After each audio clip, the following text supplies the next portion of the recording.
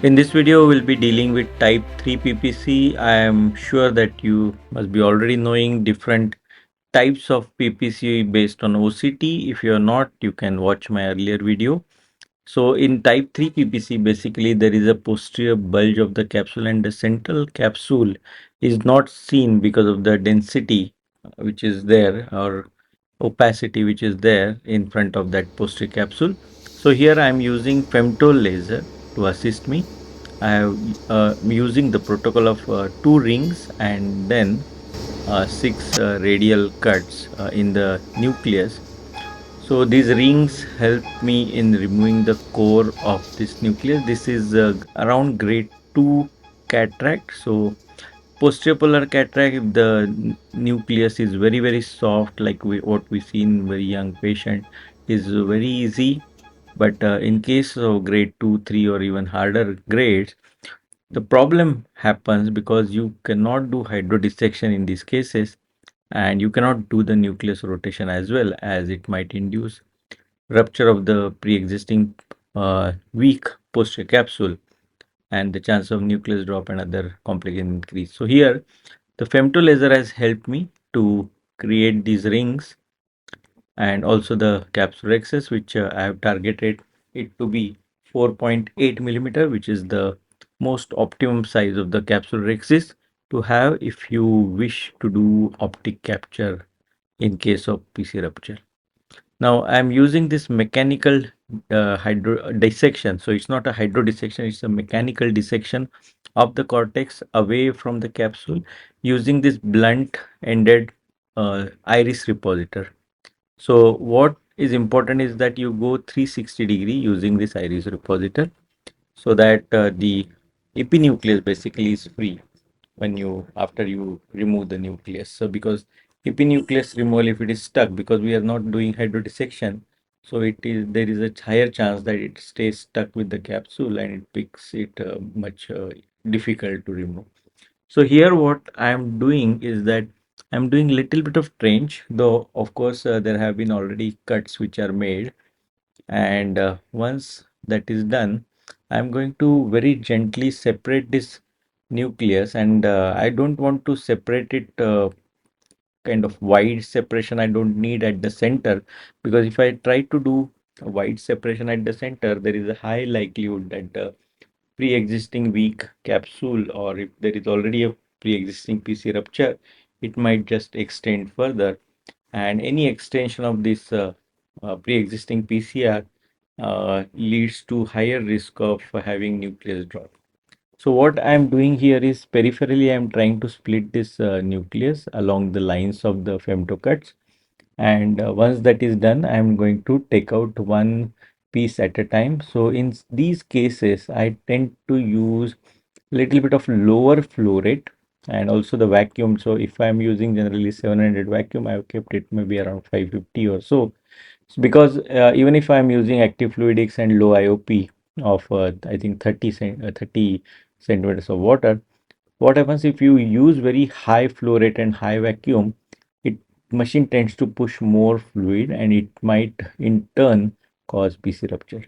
So as I remove the last piece, I can watch that there is some nuclear matter which is beyond or behind the posterior capsule, as you can see here, and that means the posterior capsule has opened up already. So these type 3 PPC are in these patients, most likely the PC rupture might have been already there, because you can see that bulge and nucleus which is adherent.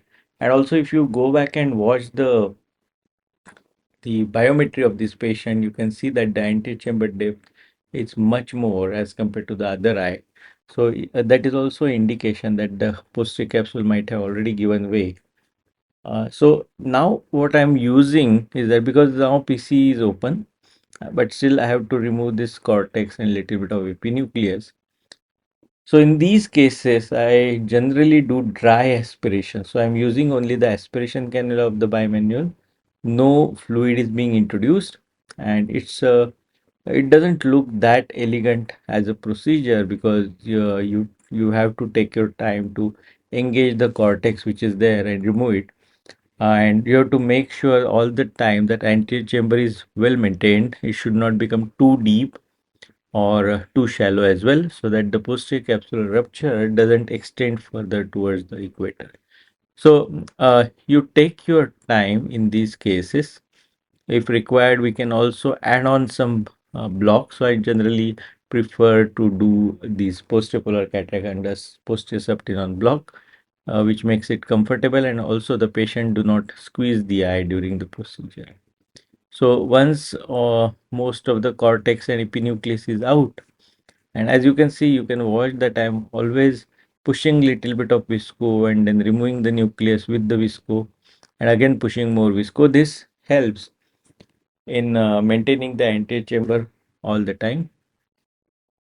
That's very important and critical in these cases.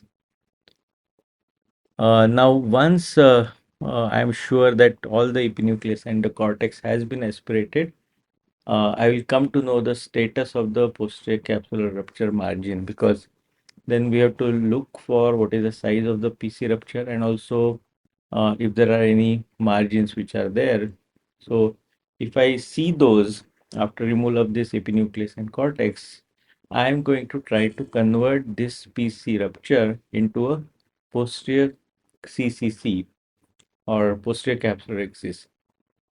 So the advantage of doing posterior capsular rexis is that it is very strong. So there is no need to put the IL in the sulcus. If you have already done posterior capsular rexis, you can put the IL in the bag as well. Now, which type of IL we should keep for these cases? So, of course, we need a backup of three-piece IL. So, in case there is a PC rupture and we have to put the IL in the sulcus, it's better to have a three-piece IL ready. You can choose any of the IOLs if you get the posterior capsular rexis done. But in case that there is no posterior capsulexis and probably like one of the edges or both the edges of this posterior capsular rupture has already reached till the equator, in these cases, we can still place the IOL perpendicular to the axis of the PC rupture, and for that it's better to have the C loop design IOLs rather than plate haptic IOLs, where because plate haptic IOLs tend to stretch back a little bit more than the C loop haptics. So now what I'm doing is I'm trying to convert the edges of this PC rupture into a capsulexis. So it's a matter of practice. Once you practice it often, then it is not a difficult procedure. And unlike anticapsulexis, usually it doesn't tend to run away so fast. So you can take your time and then do the complete capsulexis from both the sides. Now here the opacities in the antihyaloid space is hampering the view. Anyway, so because now I thought that I have done posterior capsulexis, I am removing those opacities which are typically in the antihyaloid phase. So what I'm doing here, I'm using 4000 cataract. You can watch the face of the vitrectomy cutter is towards the optic nerve posteriorly. So now it is cutting all the antihyaloid and those little opacities which are there. Now, can we avoid doing antivitrectomy in such cases? We can, if you think that the opacities are not going to bother much. And most of these opacities tend to get absorbed on their own. So in case you have done posterior capsule rexis and there is no antihyaloid rupture, you can safely just put the IL in the bag and that should be okay. In this case particularly, I was a little bit unsure whether the posterior capsule is continuous or not.